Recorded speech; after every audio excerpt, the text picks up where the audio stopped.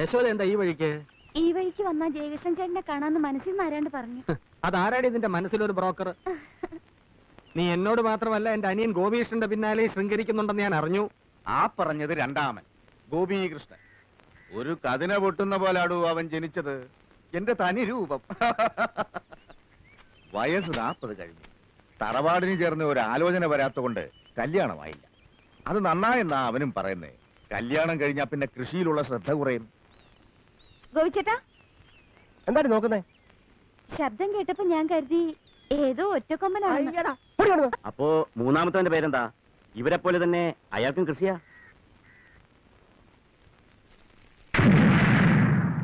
ആ വെടിപൊട്ടുന്നത് ഹരിക്കുഞ്ഞിന് വേണ്ടിയാ. അതൊരു പ്രത്യേക വഴിപാടാ. ഭഗവാനെ രക്ഷിക്കണേ. ഈ പടക്കത്തിന്റെ ശബ്ദത്തെക്കാൾ വേഗത്തിൽ എന്റെ ജീവിതത്തിൽ വച്ചടി കയറ്റം ഉണ്ടാവണേ. രക്ഷിക്കണേ.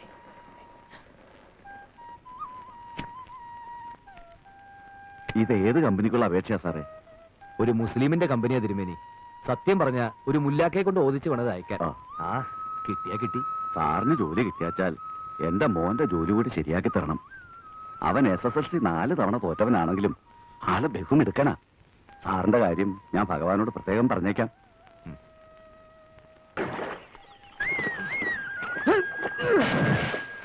കലക്കാതെ കുളിക്കടാ. ശരി, എണ്ണപ്പനയുടെ ലോൺകാരി എന്താ ചാച്ചാ? വന്നയാളിന് ഇത്തിരി കൈമടക്ക് കൊടുത്താൽ ശരിയാകുമെന്നാ പരമശിവൻ പറഞ്ഞു. ആ, കൈമടക്ക് കൊടുത്താലും കാര്യം നടക്കുമല്ലോ. കൈ മടക്കുന്നതിന് മുമ്പ് ഹരികൃഷ്ണമായിട്ടൊന്ന് ആലോചിക്കണം. ഞങ്ങളെ പോലെ അച്ഛനും എഴുത്തുമായനെ അറിഞ്ഞൂടാത്തോണ്ട് ആ പരമശിവൻ പറഞ്ഞു പറ്റിക്കും. കൊല്ല 20 ആയടാ. ആ പാവം എന്റെ കൂടെ നിൽക്കുന്നു. ഈ 20 കൊല്ലം കൊണ്ട് ആ പാവം വീട് 2 വെച്ചു. അതച്ഛൻ അറിഞ്ഞോ? അങ്ങേരങ്ങനെ ഉയർച്ചയുടെ പടികൾ കേറിക്കൊണ്ടിരിക്കുക. ഭാഗ്യമല്ല എന്ന് പറയാ. അച്ഛാ, ബ്ലോക്കിൽ കുറെ പുതിയ പയറുവിത്ത് വന്നിട്ടുണ്ട് കേട്ടു.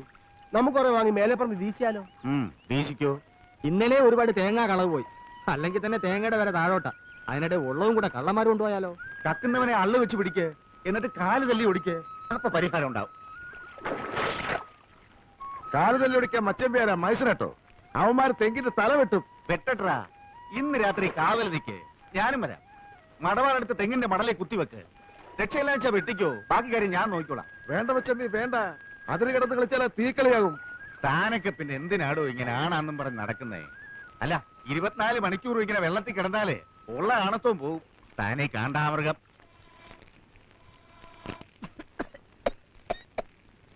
അമ്മേ, എന്താ വെന്തോ? വേകുമ്പോഴേ മണിയടിക്ക. മോനങ്ങ് പോ. വല്ലാതെ വിശക്കുന്നുണ്ടല്ലേ? പകൽ നേരത്ത് ഒന്ന് പുറംപണി ചെയ്യാൻ ഇവിടെ ഇഷ്ടം പോലെ ആൾക്കാരുണ്ട്.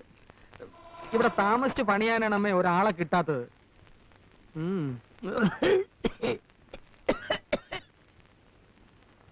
ജോലിക്ക് അപേക്ഷിച്ചിട്ട് എന്തായടാ ഹരികൃഷ്ണ?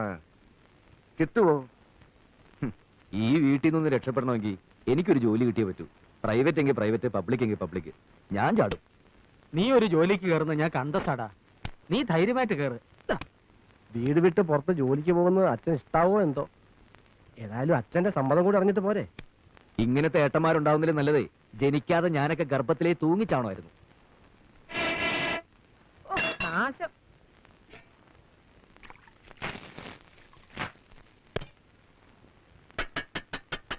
ആ, ഇത്ര വേഗം ചോറായോ? എന്നിട്ട് വയ്യ. എല്ലാം കൂടെ വിട്ട് വിഴിഞ്ഞേക്കരുത്. ഉണ്ടിട്ട് കളിക്കാം. ബാ. നീ എന്തിനാടി മണി അടിച്ചത്? ഇത് മരണമണിയാ. എനിക്ക് വയ്യ ഇങ്ങനെ അടുപ്പിൽ ഊതി ഊതി പ്രാണം കളയാൻ. ഒരുത്തി എനിക്ക് ഇതിനകത്ത് കിട്ടണം. അതിന് കഴിയോ? നിങ്ങളുടെ അവിടെ ഇന്നെല്ലാരും പച്ചവെള്ളം കുടിച്ച് ഓരോ ഉള്ളിയും കടിച്ചു പോയി കിടന്നോ. കാലനക്കാൻ വയ്യാതാ ഞാൻ ഈ പുഹയത്ത് കിടന്ന് കഷ്ടപ്പെടുന്നത്. ഈ ആണുങ്ങളുടെ വേഷം കെട്ടി നിൽക്കുന്ന ഒരൊറ്റ കഴുതിക്കെങ്കിലും എന്നെ ഒന്ന് സഹായിക്കാൻ തോന്നുന്നുണ്ടോ? നീ ബഹളം വെക്കണ്ട, വഴിയുണ്ടാവും. എത്ര ആലോചന ഈ വീടിന്റെ പടി കടന്ന് വന്നതാ. ഒരുത്തിനെങ്കിലും ഒരു പെണ്ണിനെ കെട്ടിക്കൊണ്ട് വരാൻ തോന്നിയോ? ആ പറഞ്ഞ എന്നെ കൂടെ ചേർത്തല്ലേ? ഞാൻ കെട്ടില്ല. കെട്ടാൻ വെച്ച പെണ്ണ് കെട്ടിന്റെ തലേ ദിവസം വേറൊരു കോന്തന്റെ കൂടെ ഒളിച്ചോടി പോയത് പെങ്ങക്കറിയാലോ. അവള് പോയെങ്കിൽ പോട്ടെ, അമ്മ നീയും കെട്ടല്ലോ. എന്തിന് ഈ വയസ്സുകാരത് കണ്ണുകൂത്തി കളിക്കാനോ? നീ പോടാ. ആങ്ങളെ കല്യാണം കഴിച്ച് എനിക്ക് സഹായത്തിന് ഒരാള് വേണ്ട. പോത്ത് പോലെ വളർന്ന 2 ഉണ്ടല്ലോ. 2 അല്ലേ പെങ്ങളെ, 3 പോത്ത്. ഹരിയെ ഞാൻ കൂട്ടിയിട്ടില്ല, അവൻ കുഞ്ഞ. നിനക്ക് തലയ്ക്ക് വട്ടാടി. ഇവർക്ക് കല്യാണപ്രായം ആയെന്നും വെച്ച് കണ്ട കാവാക്ഷിയെയും മീനാക്ഷിയെയും കെട്ടിക്കൊണ്ടുവരാൻ ഞാൻ സമ്മതിക്കത്തില്ല. യോഗ്യത വേണം, തറവാടിത്തം വേണം, കുലമഹിമ വേണം. ഇതൊന്നുമില്ലാതെ കേറി വരാൻ ഈ വീടെന്താ പെണ്ണുങ്ങടെ കുളിക്കടവോ? ഇതെല്ലാം ഉണ്ടെന്നും പറഞ്ഞ് പരമശിവൻ കൊണ്ടുവന്ന ഒരു ആലോചനയില്ലേ? അതൊന്ന് നോക്കിക്കൂടെ? മച്ചമ്പി അത് നേരാ. ഒരു വലിയ തറവാട്ടിലെ ഏട്ടനെ അനിയനും മറ്റൊരു വലിയ തറവാട്ടിലെ ഏട്ടത്തെയും അനിയത്തെയും കെട്ടുന്നതിൽ ഒരു തരക്കേടുമില്ല. വെട്ടിയാൽ വാള് മുറിയുന്ന തറവാടാ അവരുടേത്. 500 കൊല്ലം മുമ്പ് ഇവിടുത്തെ നാടുവാഴിയായിരുന്നു അവരുടെ കാരണവരെ. കുലമഹിമ ഇതിലപ്പുറം ചിന്തിക്കാനുണ്ടോ? എന്നാൽ അന്നങ്ങേർ ഇവിടുത്തെ പേര് കേട്ടൊരു സിംഹമായിരുന്നിരിക്കണം. 500 കൊല്ലം മുമ്പ് ഇവിടെ മുഴുവൻ കാണായിരുന്നടാ. എന്റെ ഏട്ടന്മാര് കല്യാണം കഴിക്കുന്ന ആരെയായാലും കൊള്ളാം, അവർക്ക് ഇത്തിരി ഭംഗി വേണം. അതെനിക്ക് നിർബന്ധമാണ്. അതെനിക്ക് നിർബന്ധ. പെണ്ണാളെങ്ങനെ? നല്ല തക്കാളി, തക്കാളി പോലത്തെ പെണ്ണുങ്ങള്. പച്ചത്തക്കാളിയോ പഴുത്ത തക്കാളിയോ? മൂത്തവൾ ഇത്തിരി പച്ച, ആ. ഇളയത് ഇത്തിരി പഴുത്തതാ. ആഹാ. എനിക്കങ്ങനെയാ തോന്നിയേ. ആ. ഇനി നിങ്ങൾ കാണും. കൊണ്ടു കൊടുക്കൂ കുട്ടി. അതിലേതാ എന്റെ ചെക്കൻ? ജാതക ചേർത്ത നല്ലപോലെ ഉണ്ടെന്നാ കണ്ടത്. ഏറ്റവും നന്നായി ചേരുന്ന ജാതകം തമ്മിൽ കൂട്ടിക്കെട്ടാം. എന്താ? ആയിക്കോട്ടെ. എന്താ വിരോധോട്ടോ? ഒരു വിരോധമില്ല. ഈ 2 നിലപാട് ഒന്നിച്ചാൽ പിന്നെ ഈ കാരണന്മാരാണല്ലോ ഇവിടുത്തെ നാടുവാഴികൾ. പച്ചത്തക്കാളി വരട്ടെ.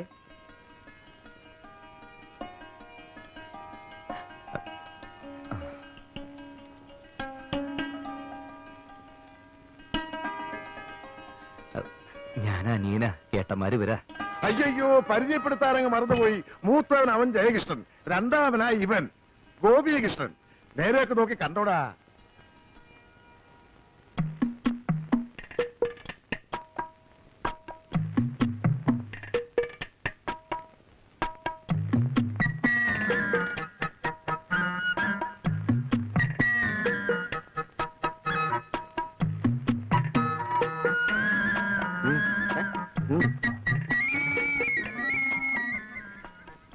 എന്താ അതിന്റെ അഭിപ്രായം? എനിക്കല്ലേ നല്ലതാ, എനിക്ക് മതി. നിന്റെ കാര്യം എങ്ങനെ? എനിക്ക് ഇളയതിനെ മതി. എടാ, നിനക്ക് പറഞ്ഞു വെച്ചിരിക്കുന്ന മൂത്തേനെയാ. അതിന് എനിക്ക് വേണ്ട. അതിന് മൂപ്പിത്തിരി കൂടും. അമ്മാവിന് ഇതിൽ ഇടപെട്ട് എന്റെ കാര്യം കലക്കരുത്. ഇത് നടന്നില്ല, എനിക്കിനി വിവാഹമേ വേണ്ട. എന്താടി ഇരുന്ന് മോങ്ങുന്നത്? എന്താണെന്ന്? അവർക്ക് ആ 2 പേരും വേണ്ടെന്ന്. 2നും പഠിപ്പില്ല അത്രേ. അത്ര നിർബന്ധാണെങ്കിൽ ഇളയവനെ കെട്ടിക്കൊള്ളാന്ന് നിർത്തി. അപ്പൊ മൂത്തവൾക്കും അവനെ തന്നെ വേണം. പുറത്ത് അതിലും വലിയ പ്രശ്ന. 2 ആൾക്ക് ഇളയതിനെ മതി, മൂത്തതിന് ആർക്കും വേണ്ട. ഞാൻ എന്താ ചെയ്യാ? ഇവളുമാർക്ക് ഇത്രയും ബുദ്ധിയില്ലാണ്ടായല്ലോ. ഇത്രയധികം സ്വത്തുള്ള കുടുംബത്തിൽ നിന്ന് ഇങ്ങനെ ഒരു ആലോചന ഇതിനു മുമ്പ് വന്നിട്ടുണ്ടോ? ഞങ്ങൾക്കുള്ള സ്വത്തൊക്കെ മതി. അത് ഒന്ന് 8ാം ക്ലാസ്സും ഒന്ന് 7ാം ക്ലാസ്സും. നേരെ വേണം പേരിന്റെ സ്പെല്ലിംഗ് പോലും പറയാൻ അറിയില്ല. അവരെ കെട്ടാൻ ഞങ്ങൾക്ക് വയ്യ. അത്രയ്ക്ക് ദണ്ണമാണ് ഈ മൂത്തേനെ അമ്മാവൻ കെട്ടി. പെണ്ണ് കാണാൻ വന്നിട്ട് ഒരുമാതിരി വിട്ടിത്തരം കാണിക്കരുത്. എന്താ അവരുടെ തീരുമാനം? എനിക്ക് അനിയത്തിയാ മതി. എനിക്കും അനിയത്തിയാ മതി.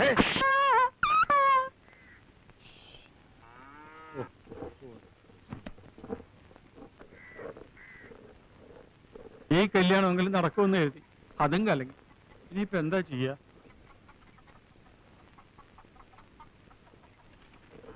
പുറം ജോലിക്ക് ഒരു പണിക്കാരിയെ കൊണ്ടുവന്നിട്ടുണ്ട്.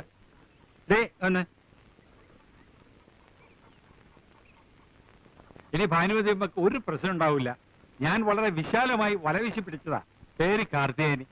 24 മണിക്കൂറും അധ്വാനിച്ചോളും.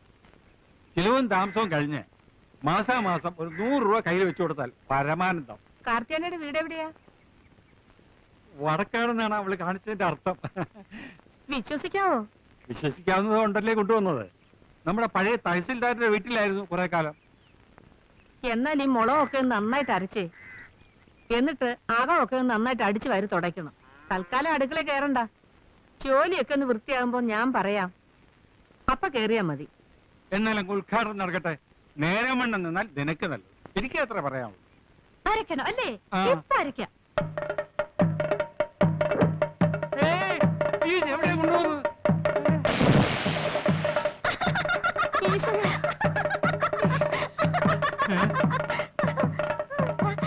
പൗഡർ ഇട്ടോ ചേട്ടാ?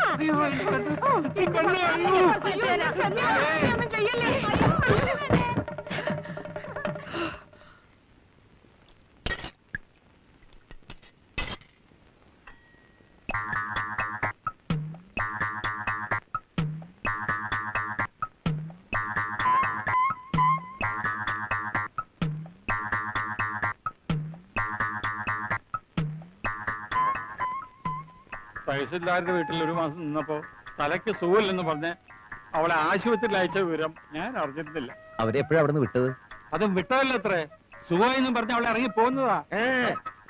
അവളെ അമ്മിക്കല്ലെടുത്ത് തന്റെ തല ഇട്ടിരുന്നെങ്കിൽ ഈ കഞ്ഞി ഞങ്ങൾക്ക് തന്നെ 16 ലിറ്റർ കുടിക്കായിരുന്നു. അതെ, എന്നിട്ട് അമ്മിക്കുട്ടി കിട്ടിയോ? അത് ഞാൻ മുങ്ങിയെടുത്തടാ, ഭാഗ്യത്തിനത് പൊട്ടിയില്ല. ആ.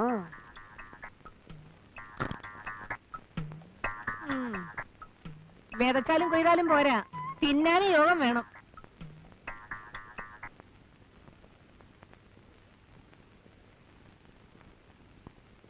നീ ഉറങ്ങിയോടി?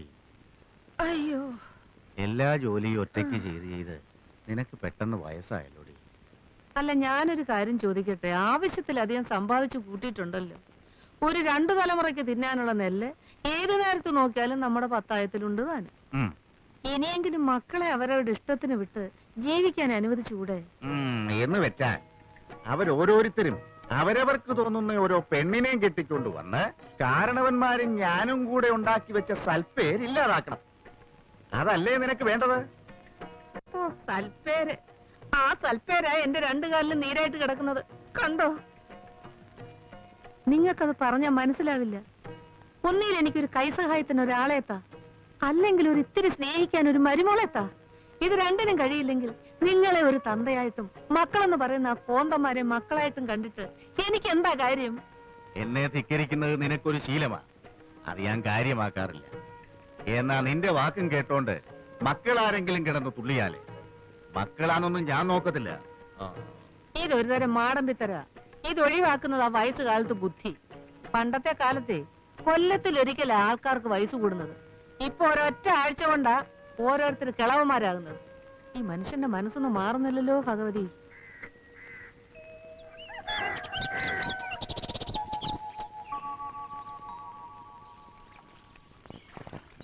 മനുഷ്യനായാലേ കുറച്ച് മര്യാദയൊക്കെ വേണം. അമ്മാവനാണെന്ന് വെച്ച് ചെറ്റത്തരം കാണിക്കരുത്. 2 ദിവസമായില്ലേ എനിക്ക് വന്നൊരു കവർ പോസ്റ്റ്മാൻ നിങ്ങളെ ഏൽപ്പിച്ചിട്ട്? അത് നിങ്ങൾ എനിക്ക് തന്നോ? എന്തായാലും എപ്പോ? മിനിയാന്ന് ചന്തക്കാരി വിലാസിനുടെ വീട്ടിൽ വെച്ച് അമ്മാവനെ കണ്ടപ്പം കത്ത് കയ്യോട് അമ്മാവനെ ഏൽപ്പിച്ചു എന്നാണല്ലോ പോസ്റ്റ്മാൻ കാതർകൂട്ടി എന്നോട് പറഞ്ഞത്. അമ്മാവൻ എന്തിനാ ചന്തക്കാരി വിലാസിനിയുടെ വീട്ടിൽ പോയത്? ആ വിലാസിനിക്ക് ആ. കുറച്ച് ഇഞ്ചി വേണമെന്ന് പറഞ്ഞു. ആഹാ. അത് സംസാരിക്കാനാണ് ഞാൻ അവിടെ പോയത്. ഇഞ്ചി കച്ചവടം നിർത്തി കാര്യം പറ. പൊള്ളാച്ചിന്ന് എനിക്ക് വന്നൊരു രജിസ്റ്റർ പരിചയത്തിന്റെ പേരിൽ അമ്മാവൻ ഒപ്പിട്ട് വാങ്ങിച്ചു എന്നാണ് ആ കാതർകൂട്ടി എന്നോട് പറഞ്ഞത്. അത് എവിടെയെന്നാ ചോദിച്ചത്? ഓ, അത് നേരാ. അത് ഞാൻ എന്റെ ട്രൗസറിന്റെ പോക്കറ്റിൽ ഇട്ടിട്ടുണ്ട്. ഓ, അതെനിക്ക് വന്നൊരു അപ്പോയിന്റ്മെന്റ് ഓർഡറാ. പൊള്ളാച്ചിയിലെ PKT പാഴ്സൽ കമ്പനിയിലെ മാനേജിംഗ് ട്രെയിനി ആയിട്ട് എന്നെ വിളിച്ചിരിക്കുക. ഇവിടുത്തെ ബ്രാഞ്ച് മാനേജർ പറഞ്ഞിട്ടാണ് ഞാൻ ആപ്ലിക്കേഷൻ അയച്ചത്. ആ ട്രൗസറോടെ അമ്മാവാ? ആ സാധനം കീശ കാണും. ട്രൗസറോടെ? ആ ട്രൗസറാ ഞാനിപ്പോ ഇട്ടിരിക്കുന്നത്. എന്റെ ജോലി കഴിഞ്ഞല്ലോ ദൈവമേ. ഇതൊന്ന് ശരിയായി കിട്ടാൻ ഞാൻ എവിടെയൊക്കെ അലഞ്ഞതാ. ഏത് പോക്കറ്റിലാ? ഇവിടെ കാണാം. വരട്ടെ, തുറക്കുന്നതിന് മുമ്പ് അത് വെയിലത്ത് വെച്ചൊന്ന് ചൂടാ. ഇത് ചൂടാക്കുന്നതിന് മുമ്പ് എനിക്ക് വേറൊരു സാധനം തണുപ്പിക്കാനുണ്ട്. കേട്ടിടത്തോളം വെച്ച് ഇതാകപ്പാടെ ഒരു നനഞ്ഞ പണിയാണല്ലോടാ. നിന്റെ കയ്യിലുള്ള പഠിത്തം വെച്ച് ഇതിലും വലുതൊന്നും കിട്ടൂലേ? ഇപ്പോ മാനേജ്മെന്റ് ട്രെയിനിയാ, പിന്നീട് മാനേജർ ആകാം. ആ, നീ പറയുന്നതൊന്നും എനിക്ക് മനസ്സിലാവുന്നില്ല. അന്തസ്സുള്ള പണിയാണോടാ മച്ചമ്പി? ആവശ്യത്തിന് അന്തസ്സൊക്കെ ഉണ്ട്. PKT എന്നൊക്കെ പറയുമ്പോ തന്നെ ഒരു വെട്ടിപ്പൊട്ടണ പോലില്ലേ? എന്ന് പറയുമ്പോൾ അതിലും ശബ്ദമുണ്ട്. ഇത്രയും ദൂരത്തേക്ക് പോകുന്നതിലേ എനിക്കൊരു മനപ്രയാസമുള്ളൂ. വായിക്കാൻ അറിയാൻ മേലാതെ മച്ചമ്പി എന്തിനാ കടലാസ് പിടിച്ചോണ്ടിരിക്കുന്നത്? അത് ഇവന് കൊടുക്ക്. ഈ വീട്ടില് 4 അക്ഷരം പഠിച്ചെന്ന് പറയാൻ ഇവൻ മാത്രല്ലേ ഉള്ളൂ. ഈ തറവാടിന്റെ പേര് പുറത്തൊക്കെ ഒന്ന് അറിയട്ടെ. എന്താ? ഇവൻ പോണമെന്ന് തന്നെയാ എന്റെ അഭിപ്രായം.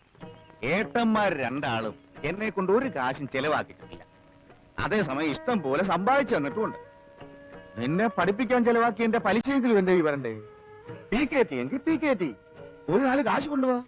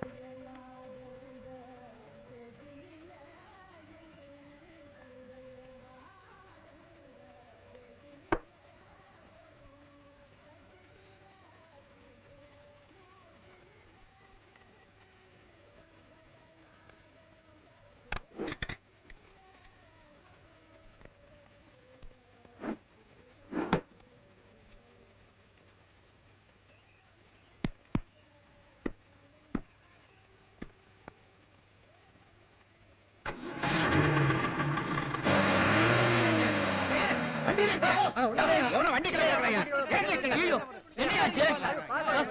என்னையா கத்துறீங்க?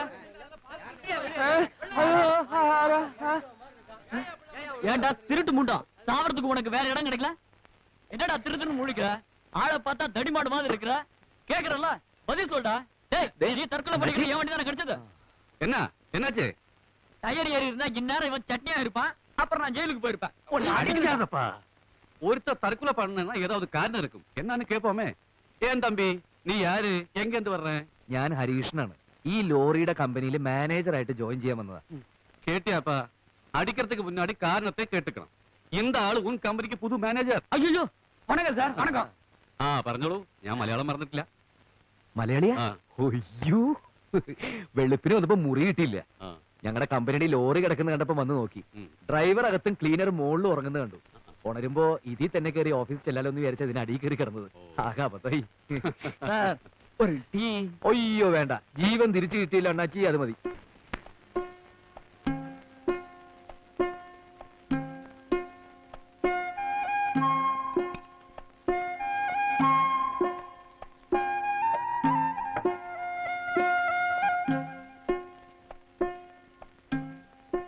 രണ്ടാം ജന്മാണെന്ന് കരുതിയാ മതി. ചായ കുടിക്കേ, ഒന്ന് ചൂടാവട്ടെ.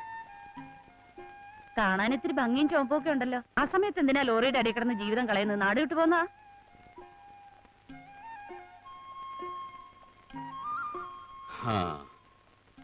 ഞാൻ കുട്ടൻ നായർ, ചങ്ങനാശ്ശേരിക്കാരനാ. ഇത്തിരി സംഗീതക്കമ്മുണ്ടായിരുന്നു, തകില് കൊട്ടു. എന്റെ 17ാമത്തെ വയസ്സില് ഇവിടെ ഒരു അമ്പലത്തിൽ കച്ചേരിക്ക് വന്നതിന് ശേഷം പിന്നെ തിരിച്ചു പോയിട്ടില്ല. ഇവിടെ അങ്ങോട്ട് കൂടി. സംഗീതാവുമ്പോ ഇത്തിരി ശൃംഗാരൊക്കെ ഉണ്ടാവുമല്ലോ. ആ ശൃംഗാരത്തിന്റെ കലാശക്കൊട്ടാണ് സ്ത്രീ രൂപത്തിൽ അവിടെ നിന്നത്. രാവിലെ ഒരു കുളി നിർബന്ധമാണെങ്കിൽ അടുത്ത് പൈപ്പുണ്ട്. ഇനിയിപ്പോ എന്തിനാ ഒരു മുറി എടുക്കണേ?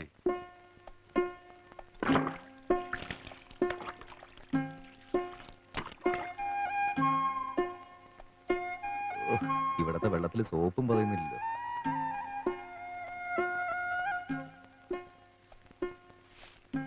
മോളെ, വടക്ക് ഭാഗത്ത് ഒഴിച്ചിട്ടിരിക്കുന്ന മുറി വാടകയ്ക്ക് വരുമെന്ന് അവൻ ചോദിച്ചു. ഞാൻ എന്താ പറയാ? അത് വാടകയ്ക്ക് വേണോന്ന് അച്ഛൻ തന്നെയല്ലേ അങ്ങോട്ട് ചോദിച്ചത്. പിന്നെ എന്തിനാ എന്റെ ഒരു സമ്മതം? അല്ല, അത്